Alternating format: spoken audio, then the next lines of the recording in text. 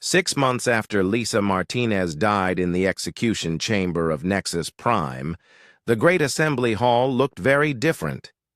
Human engineers had rebuilt the chamber according to new specifications that reflected the changed balance of power in galactic civilization. The throne where High Arbiter Veltharion had presided over Lisa's murder had been replaced with a simple podium where representatives from all species could speak as equals.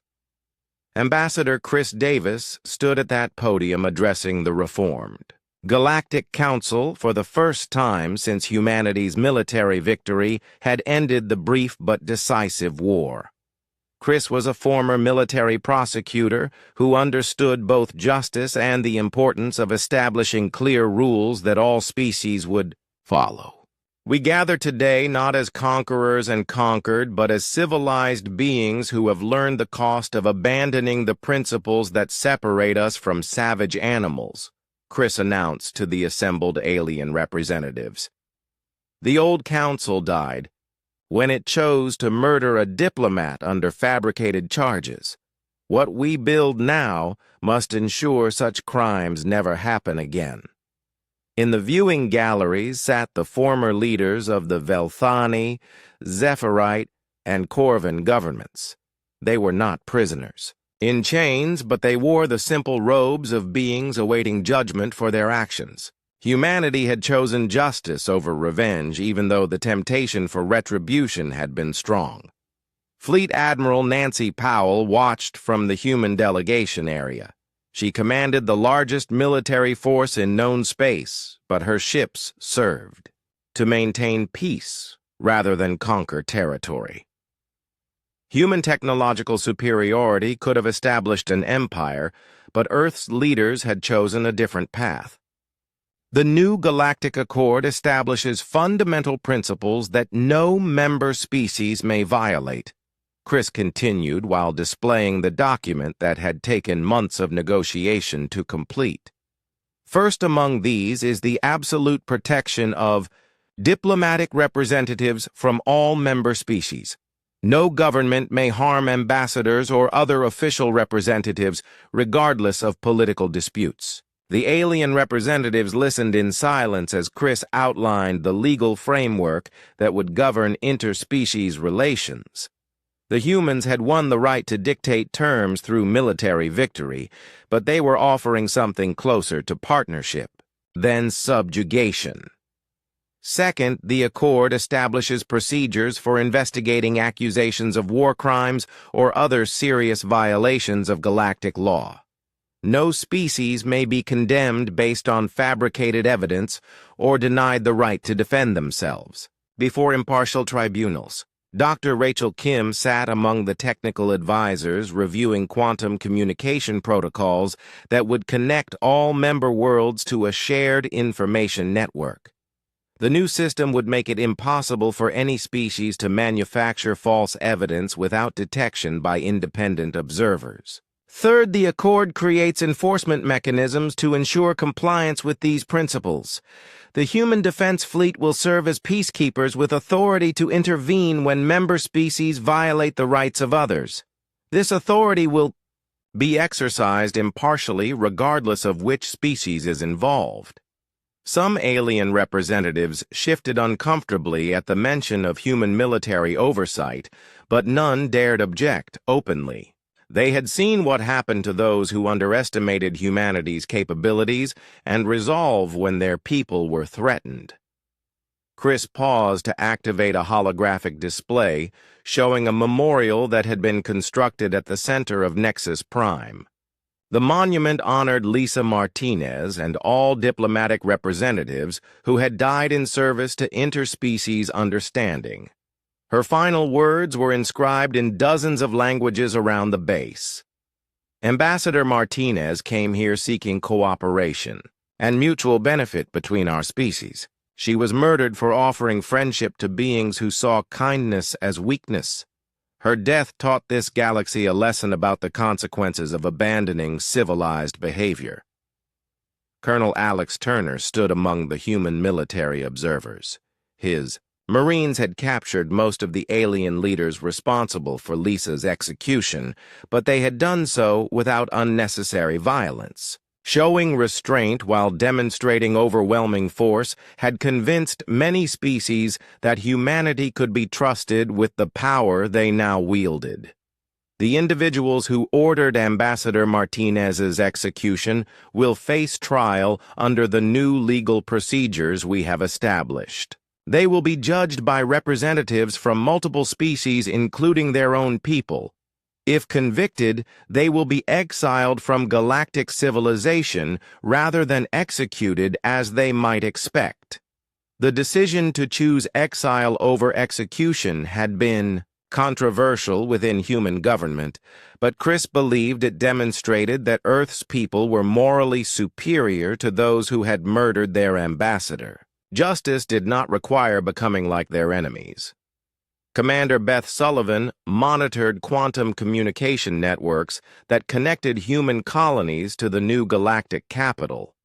Her intelligence services had evolved from wartime espionage to peacekeeping, surveillance that watched for threats against any member species rather than just humanity.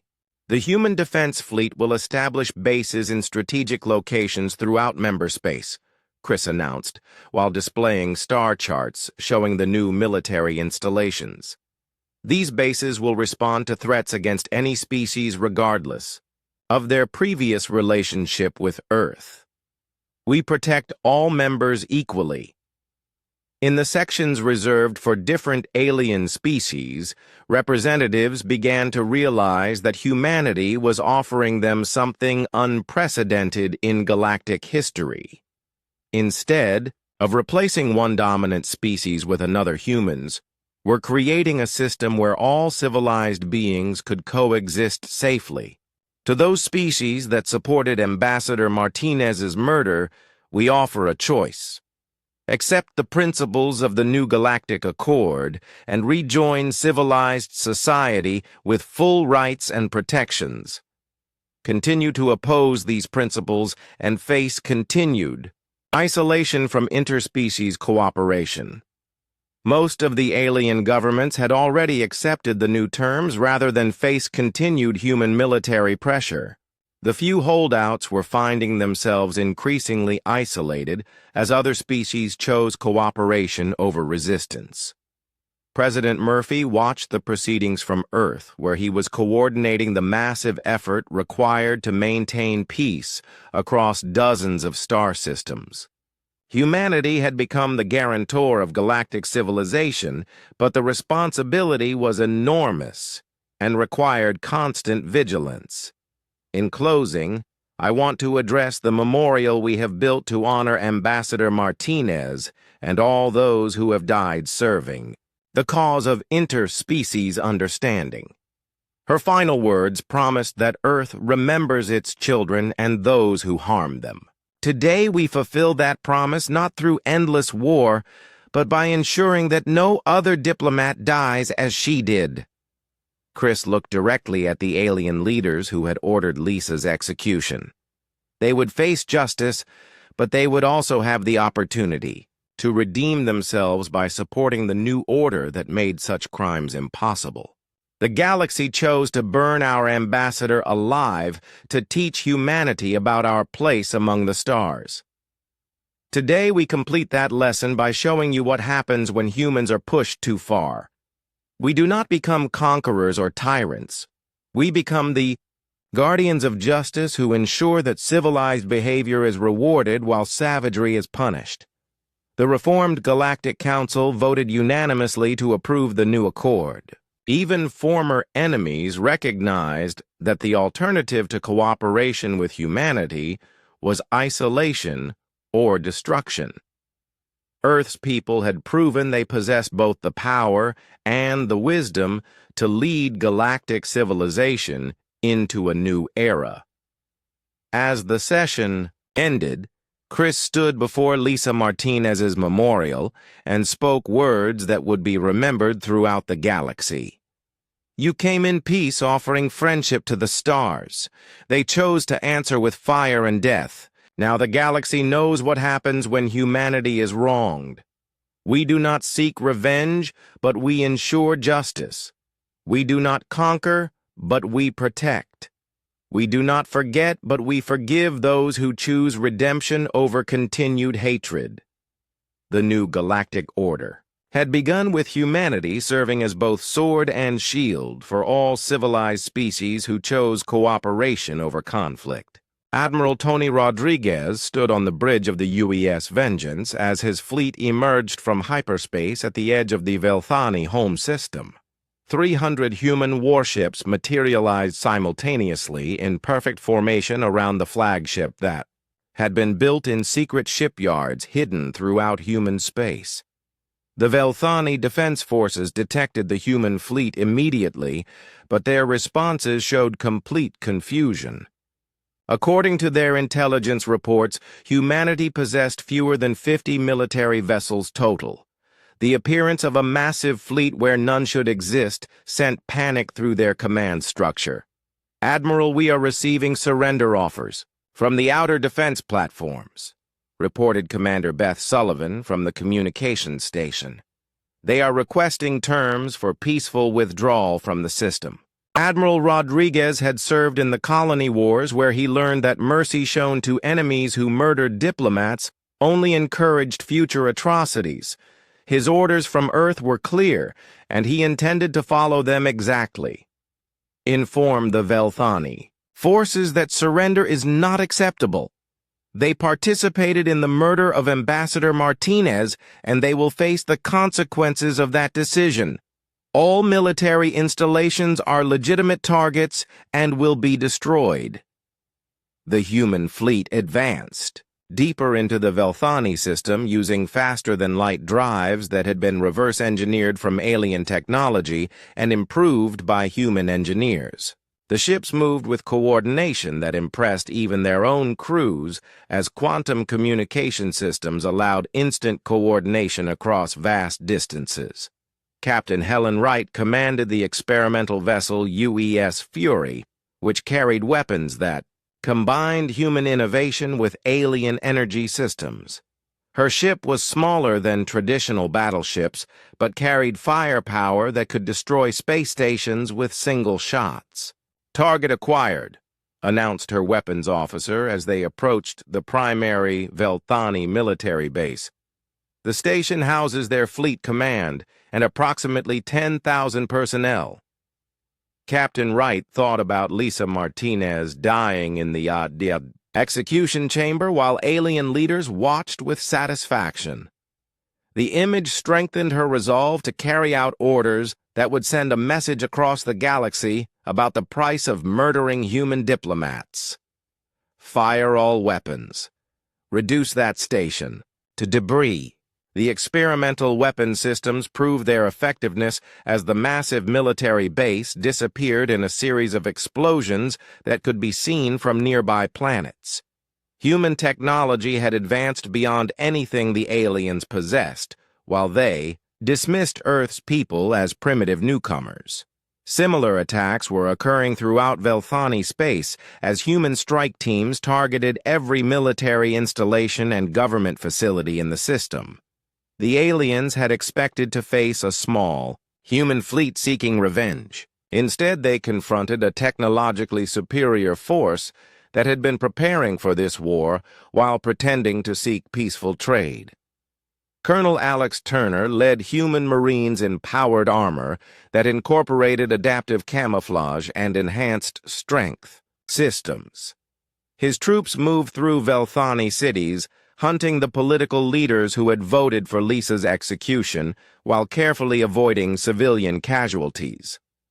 "Command, we have located Sub-Minister Velkaran," Colonel Turner reported as his team surrounded the building where the alien official was hiding.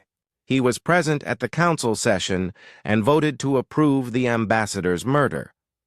The arrest was broadcast live to show the galaxy that humans could distinguish between military targets and innocent civilians. Velkaran would stand trial for war crimes rather than being executed without due process like Lisa Martinez had been. In the Zephyrite Collective's territory, Commander Beth Sullivan led intelligence operations that infiltrated their hive communication networks. Human-computer specialists had developed viruses specifically designed to disrupt the quantum links that connected millions of Zephyrite minds into their collective consciousness. "Uploading the disruption protocols now," reported her technical specialist as they accessed a primary communication node. "This should fragment their unity and force them to operate as individuals rather than a collective." The psychological impact on the Zephyrite was devastating, as their shared consciousness suddenly collapsed into millions of separate minds that had never learned to function independently. Their military coordination disappeared overnight as confusion spread through their forces. Human fleets struck the Corvan Empire with particular ferocity, since their military leaders had presented the fabricated evidence against humanity. Admiral Rodriguez personally led the assault on their primary naval base where the Empire's proudest warships were stationed. "The Corvan fleet is attempting to form a defensive line around their homeworld," reported his tactical officer as enemy ships moved to intercept the human advance. "They outnumber us 3-1, but their weapons are inferior to our current systems." The battle that followed demonstrated human technological superiority as energy shields deflected alien weapons, while human cannons penetrated enemy defenses with ease. Ships that had taken the Corvan Empire centuries to build were destroyed in minutes by human weapons that combined multiple alien technologies into devastating hybrid systems. General Frank Coleman coordinated the overall war effort from Earth's Strategic Command Center, where quantum communication links provided real-time updates from every battlefront. The aliens had no equivalent communication system, and their responses were always hours behind human movements. "All primary objectives are being achieved ahead of schedule," General Coleman reported to President Murphy during their daily briefing. "Enemy resistance has collapsed in most systems as they realize the extent of our technological advantages." The speed of human victory surprised even Earth's military leaders who had planned for a longer conflict. The aliens had underestimated human capabilities so completely that their defenses were inadequate against the technology that human scientists had developed in secret. Dr. Rachel Kim monitored the performance of weapon systems that had existed only in computer simulations until the war began. Her project Prometheus had succeeded beyond expectations as human engineering improved upon every piece of alien technology they had acquired through trade or espionage. "The energy efficiency ratings are exceeding theoretical maximums," she reported, while reviewing data from the battle fleets. "Our fusion cores are producing 30% more power than the original alien designs while using 20% less fuel." News of human victories spread throughout the galaxy as species that had supported Lisa's execution realized they had made a catastrophic error in judgment.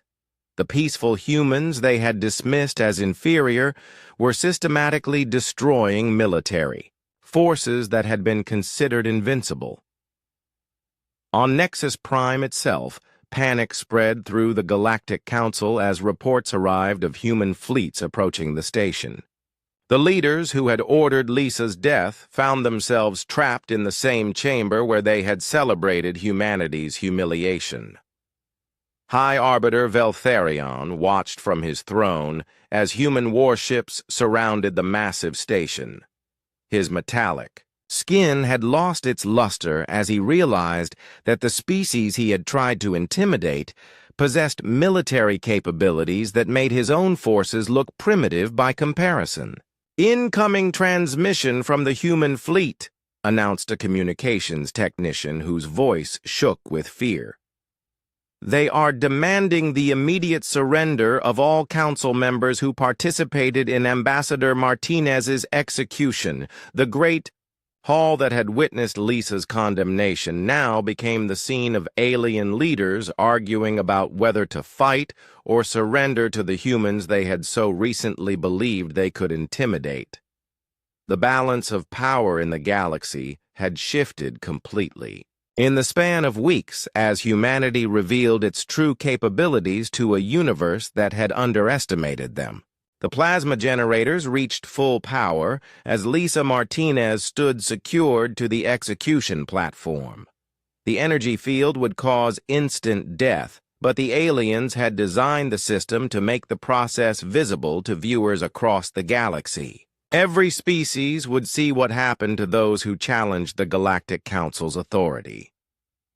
Lisa looked directly into the recording devices that would broadcast her final moments throughout known space. Her voice was steady as she spoke her last words to the assembled aliens and to humanity itself. I came here in peace representing a species that values life and seeks cooperation with all thinking beings. You have chosen to murder a diplomat under false charges that violate every principle of civilized behavior. Earth remembers its children, and we remember those who harm them.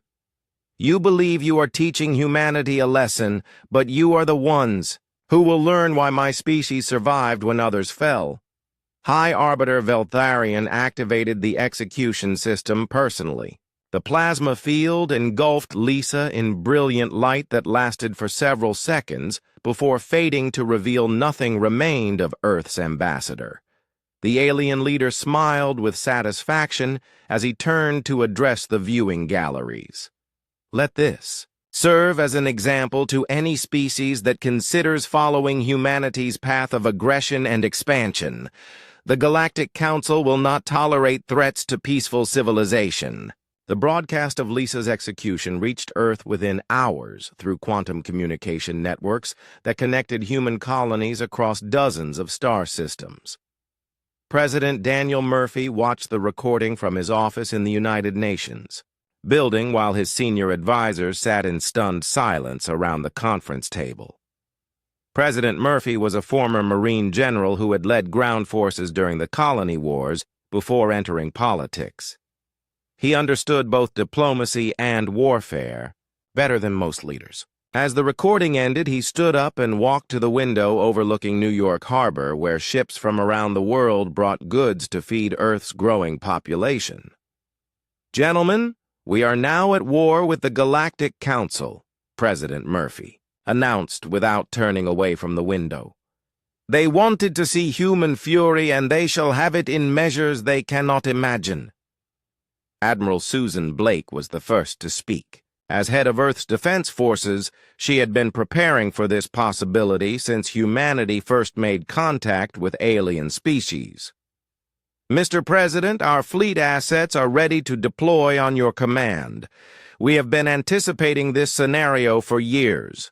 Director Paul Henderson ran Earth's intelligence services, and he had been gathering information about alien military capabilities since the first diplomatic missions began. Sir, our analysis suggests the Council underestimated human technology and industrial capacity. They believe we are a young species with limited resources. President Murphy turned back to face his advisors. His expression was calm, but his eyes showed the controlled anger of a professional soldier who had seen his people murdered by an enemy that claimed moral superiority. Activate Protocol 7 immediately. Recall all human civilians and diplomats from alien space within 72 hours. Any ship that interferes with our evacuation efforts is to be considered hostile and dealt with accordingly. Dr. Rachel Kim had been waiting for this moment for 8 years. As head of Project Prometheus, she had overseen the development of weapons, systems based on alien technology that humanity had obtained through trade and espionage. Her team had reverse-engineered and improved upon every piece of equipment they could acquire. Mr. President, Project Prometheus is ready for deployment. Our hidden shipyards have produced a fleet that surpasses anything the aliens possess. We have been building in secret while pretending to be a peaceful species interested only in trade. The meeting continued for 6 hours as Earth's leadership activated plans that had been prepared since humanity first realized they might face hostility from older galactic civilizations. Every human colony received coded transmissions that began massive industrial mobilization for war production. Admiral Blake contacted fleet commanders across human space. Ships that had been disguised as merchant vessels revealed hidden weapon systems and military capabilities. Bases that appeared to be research stations activated as military installations with advanced sensors and communication arrays. Director Henderson's agents began sabotage operations against alien infrastructure. In neutral systems, communication relays suffered mysterious failures while supply convoys disappeared without explanation. The aliens would soon discover that humans had been preparing for war while negotiating for peace. Dr. Kim transmitted activation codes to hidden facilities throughout human territory. Manufacturing plants that had been producing civilian goods switched to military production within hours. Weapons that existed only in computer simulations became reality as automated assembly lines worked around the clock. President Murphy addressed the people of Earth and all human colonies in a broadcast that reached every inhabited world under human control. His words were simple, but carried the weight of absolute determination. Citizens of Earth and the human colonies. Today, the Galactic Council murdered our ambassador Lisa Martinez in violation of every law governing diplomatic relations. They fabricated evidence to justify this crime and broadcast her execution as a warning to our species. The president paused as images of Lisa's final moments played again for billions of human viewers. Her courage in the face of death inspired anger and determination across human space. They believe they have taught us a lesson about our place in galactic civilization. They are wrong. Humanity has been preparing for this day since we first left our solar system. We hoped it would never come, but we were ready when it did. The broadcast continued with footage of human fleets emerging from hidden bases and civilian ships, revealing military capabilities. Colonies that had seemed vulnerable showed defensive systems that could withstand assault by the most advanced alien weapons. The aliens wanted to see what happens when humanity is pushed too far. They will learn that our species did not conquer Earth by accepting defeat. We did not survive ice ages and global wars by surrendering to those who threatened us. We did not reach the stars by bowing to those who claimed superiority over us. Ships began moving throughout human space as the largest military mobilization in history commenced. Vessels that had been scattered across dozens of systems converged on staging areas for coordinated strikes against alien targets. The element of surprise would be crucial in the early phases of the war. Ambassador Martinez's death will not be forgotten or forgiven. Every species that participated in her murder will face the consequences of their actions. We offered friendship to the galaxy, and they responded with treachery. Now they will learn why humanity has never been conquered by any enemy. The president's final words echoed across human civilization as millions of people prepared for a war that would determine whether their species would survive or be destroyed by aliens who claimed moral authority over all thinking beings. 2. The Galactic Council and all who support them, you have awakened something that should have remained sleeping.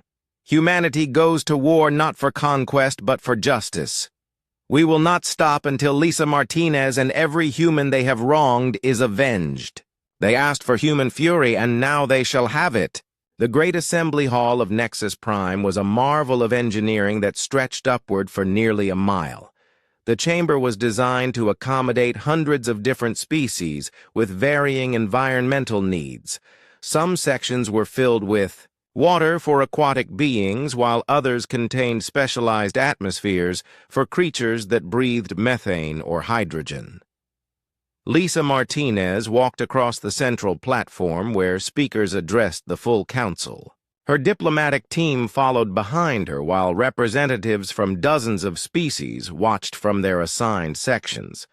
The acoustics of the hall meant that every word spoken could be heard clearly throughout the vast space. High Arbiter Veltharion presided over the session from an elevated throne that marked his position as the council's current leader.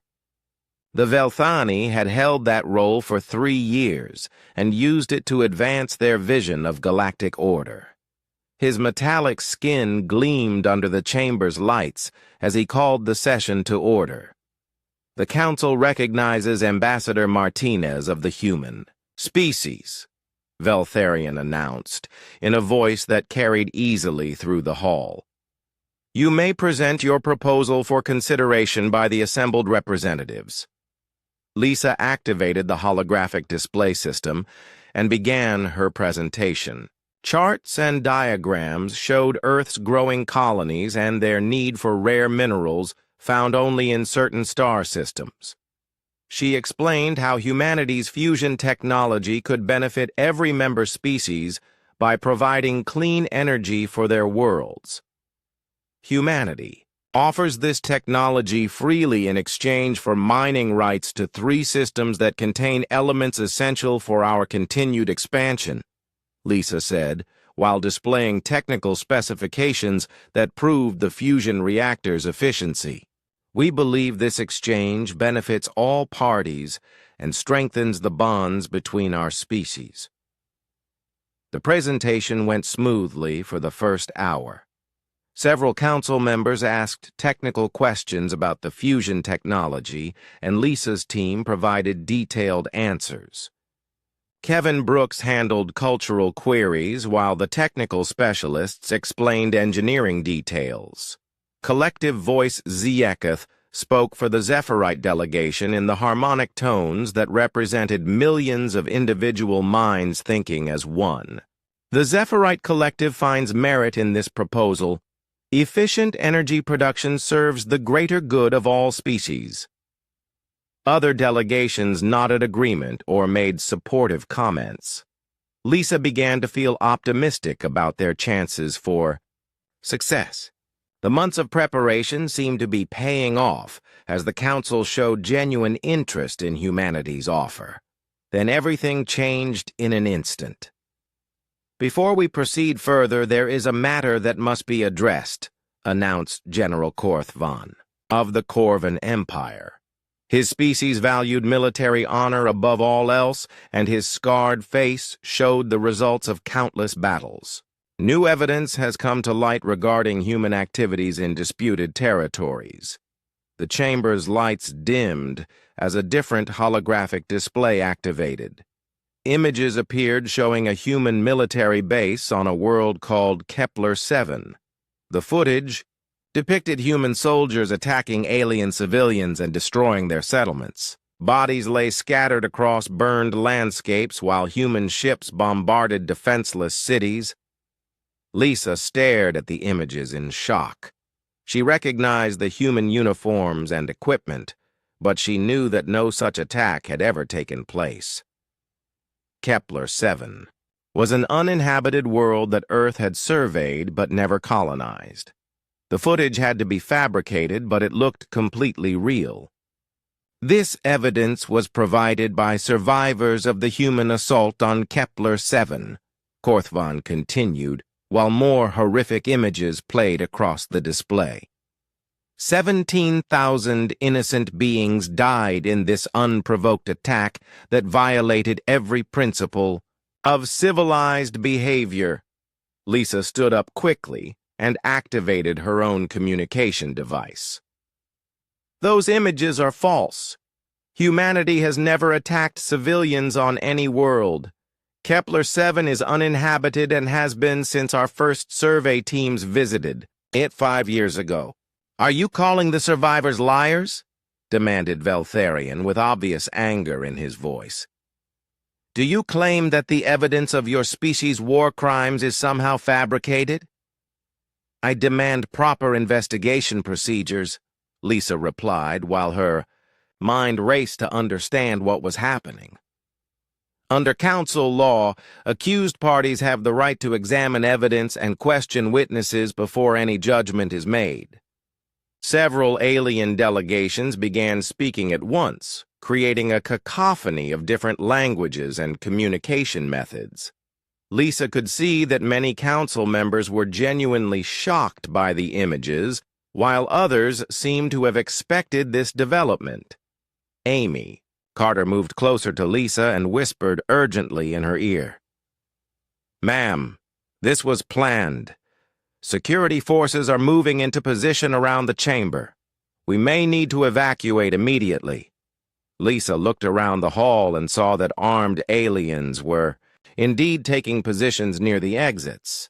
Her diplomatic team gathered closer together while the debate raged around them.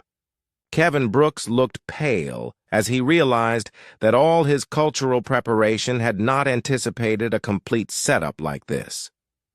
The evidence is clear, and the witnesses have testified, declared collective voice Zekth, in tones that had changed from supportive to condemning. The Zephyrite Collective cannot support species that commit genocide against innocent populations. One by one, the council delegations voiced their condemnation of humanity based on the fabricated evidence. Lisa tried repeatedly to demand proper legal procedures, but her protests were ignored or shouted down by angry alien voices. Veltharion raised his hand for silence, and the chamber gradually quieted. The council has heard enough evidence to render judgment. The human species has proven itself to be a threat to galactic peace and civilized behavior. Under emergency protocols, this body declares humanity to be an enemy of all member species. Lisa felt ice forming in her stomach as she realized the full scope of the betrayal. This had been planned from the beginning. The mining rights negotiation was just an excuse to get a senior human diplomat onto Nexus Prime, where she could be dealt with publicly. Furthermore, Veltharion continued, while looking directly at Lisa, the representative of this murderous species must answer for the crimes committed in humanity's name. Despite claims of diplomatic immunity, the severity of these war crimes requires immediate justice. Security forces from multiple species surrounded Lisa's team. Their weapons were drawn and pointed at the humans who were vastly outnumbered. Amy Carter reached for her sidearm, but Lisa grabbed her wrist and shook her head. Fighting would only make things worse and give the aliens excuse to claim self-defense. I protest this violation of diplomatic law, Lisa shouted over the noise of the assembling security forces. The United Nations and Earth's government will not accept this illegal action against a legitimate diplomatic mission. Earth's opinion no longer matters, Veltharion replied with satisfaction in his voice. The sentence for war crimes of this magnitude is death by plasma immolation. The cleansing fire will purge the galaxy of your species' corruption and serve as an example to any other aggressive civilizations. Lisa's team was separated from her as alien guards forced them toward different exits. She could see Jake Morrison and Kevin Brooks being dragged away while Amy Carter struggled against restraints. Lisa herself was surrounded by heavily armed Corvin soldiers who marched her toward a chamber she had hoped never to see. The execution chamber of Nexus Prime was designed to serve as both punishment and public spectacle. Representatives from every council species would witness the death that was meant to teach the galaxy about the consequences of defying established order. As they secured her to the execution platform, Lisa looked up at the viewing galleries filled with alien faces. Some showed satisfaction, while others appeared uncomfortable with what was about to happen. She wondered if any of them realized they were watching the end of peaceful relations between humanity and the rest of the galaxy. The plasma generators began charging with a low humming sound that grew louder as energy built up within the system. Lisa thought about her family on Earth and the millions of humans who would learn about her death from the broadcast that was already being transmitted. Across known space, Ambassador Lisa Martinez stood at the observation deck of the UES Harmony, watching the massive space station grow larger in front of them. Nexus Prime was the biggest thing she had ever seen built by thinking beings. The station stretched for hundreds of miles in every direction with towers and domes that housed millions of aliens from across the galaxy. Ships of every shape and size moved around it like insects around a hive. Captain Jake Morrison joined her at the window. His uniform was crisp and his face showed the calm expression of a man who had seen combat before. Jake had fought in 3 different wars on the Outer Rim worlds, but he told Lisa that this mission made him more nervous than any battle he had ever been in. "First time seeing the Council station up close?" Jake asked her while checking his watch. "They would dock in 2 hours. "Yes, and I hope it goes better than the report suggested it might," Lisa replied. She had read every file about the Galactic Council that Earth's intelligence services had gathered over the past 15 years. Most of it was not encouraging for humanity's position. Dr. Kevin Brooks walked up to them carrying a tablet filled with cultural notes about the species they would meet today. Kevin was their expert on alien behavior, and he had spent years studying how different races interacted with each other. His job was to help Lisa avoid accidentally starting a war through some misunderstood gesture or word. "The Velthani delegation arrived yesterday," Kevin told them while scrolling through his notes. "They brought twice as many ships as usual, which could mean they are taking this meeting very seriously or they are trying to intimidate us." Lieutenant Amy Carter appeared behind them, moving with the quiet steps of someone trained in security. Work. Amy had been assigned to protect Lisa during the negotiations, and she took that job very seriously. She had reviewed every possible threat scenario and prepared responses for each one. "Ma'am, the communications team intercepted some encrypted messages between the alien delegations," Amy reported to Lisa. "We cannot break the codes, but the volume of traffic suggests they have been coordinating something before we arrived." Lisa nodded and turned back to watch Nexus Prime. Humanity had been members of the Galactic Council for 15 years, but they were still treated like newcomers by species that had been spacefaring for thousands of years. Earth needed the rare minerals that could only be found in certain star systems controlled by Council members. Without those materials, humanity's expansion into space would slow to a crawl. The mission was simple in theory but complex in practice. Lisa had to convince the Council to give humanity mining rights to 3 systems that contained the elements Earth desperately needed. In exchange, humanity was prepared to offer advanced fusion technology that could power entire worlds more efficiently than anything the aliens currently used. Lisa had spent months preparing for every possible argument the aliens might make. She had authorization from Earth's government to make significant concessions if necessary. The mineral rights were that important to humanity's future among the stars. Jake announced over the ship's communication system that they would dock in 90 minutes. The crew began final preparations for the diplomatic mission. Lisa went to her quarters to change into her formal diplomatic robes. The outfit was designed to show respect for Council traditions while still representing Earth's dignity. Kevin reviewed his cultural notes one more time. The Velthani were proud and considered themselves the most civilized species in the galaxy. They valued proper ceremony and formal language. The Zephyrites were a hive-mind species that spoke as one voice representing millions of individual beings. They made decisions based on what benefited the greatest number. The Corvan Empire was ancient and militaristic, with a strict honor code that governed all their interactions. Each species had different customs and expectations. One wrong move could offend an entire delegation and ruin months of careful preparation. Kevin had prepared detailed briefings on proper greetings, acceptable topics of conversation, and cultural taboos to avoid. Amy conducted a final security check of their diplomatic equipment. Everything had been scanned multiple times to ensure no weapons or recording devices that might be seen as threatening were brought aboard the station. The Council had very strict rules about what visitors could carry. The Harmony approached the docking bay assigned to the human delegation. Other ships from across the galaxy were already docked nearby. Lisa could see vessels that looked like living creatures, geometric crystals, and mechanical constructions that defied easy description. Each one represented a different way of thinking about space travel and technology. Jake skillfully guided their ship into the docking clamps.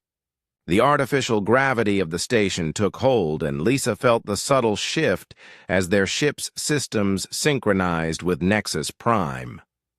Through the docking tube came the sounds and smells of an alien environment filled with beings humanity was still learning to understand. Lisa gathered her diplomatic team in the airlock. Besides Kevin and Amy, she had brought 3 other specialists who understood trade negotiations, legal frameworks, and technical specifications. Each person had a specific role to play in the complex discussions ahead. "Remember that we represent all of humanity today," Lisa told her team. "Every word we speak and every action we take will be studied and judged by species that have been watching us since we first left our solar system. We came here in peace and we will conduct ourselves with dignity no matter what happens." The airlock opened, and Lisa stepped onto Nexus Prime for the first time.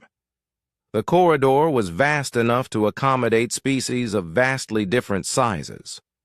The air was breathable for humans, but carried strange scents from dozens of different biospheres. Alien beings moved past them, going about their daily business on the station.